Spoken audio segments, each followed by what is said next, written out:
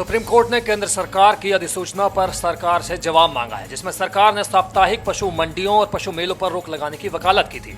सरकार का कहना है कि इन पशु बाजारों में केवल जानवरों को काटने के लिए लोग पशुओं की खरीदारी करते रहे हैं। इसको लेकर कई सामाजिक संगठन सरकार के इस फैसले के खिलाफ आ गए हैं। वैसे सरकार का ये कहना तो बिल्कुल भी उचित नहीं है कि ये पशु मंडियां सिर्फ जानवरों के काटने के लिए लगाई जाती हैं।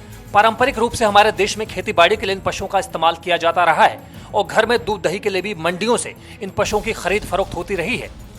हरियाणा के किसान ने एक सवाल के जवाब में कहा कि सरकार के रवैये से ऐसा आभास होता है कि गवर्नमेंट देश भर में किसानी को खत्म करने पर तुली हुई है। दिल्ली से 70 किलोमीटर दूर हरियाणा के नूह में जब यही सवाल हमने एक बुजुर्ग से पूछा तो उन्होंने एक हैरत अंगेज बात बताई।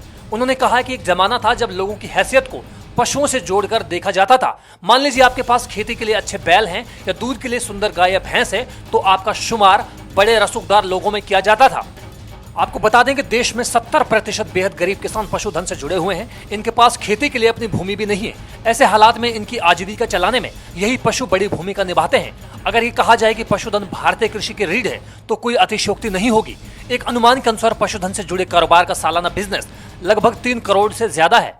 हालांकि दूसरे राजनीतिक दल पहले ही इस मसले को राजनीतिक मामला करार दे चुके हैं। स्वराज अभियान से जुड़े दिलीप कुमार का कहना है कि सरकार के कानून अलग अलग राज्यों में अलग अलग हैं। ऐसे में कानून का पालन करवाना नामुमकिन है। दिलीप कुमार ने यह भी कहा कि सरकार गरीब किसानों या भूमिहीन लोगों को परेशान कर रही है, जबकि 5 स्टार होटलों में भी बीफ का इस्तेमाल हो रहा है। दिलीप ने यह भी कहा कि सरकार की इतनी हिम्मत नहीं है कि ली मेरिडियन, हयात और एडिशन जैसी बड़ी होटलों में सैंपलों की जांच ले सके। दिलीप ने इल्जाम लगाया कि विदेशी डिप्लोमेट्स को भी बीफ मुहैया करवाया जाता रहा है। इससे पहले भारतीय सेना को बीफ मुहैया करवाने के मामले में मीडिया में पहले ही गर्मा गर्म बहस हो चुकी है। हमें यहाँ पर यह भी ध्यान में रखना होगा कि विश्व में बीफ निर्यात में भारत का स्थान पहले नंबर पर है। इसके अलावा चमड़ा कार्यों में भी भारत का स्थान पहले पायदान पर है। देश में बड़ी मात्रा में हड्डियों का कारोबार है, ये भी जग जाहिर है। Bureau report, national Dastak.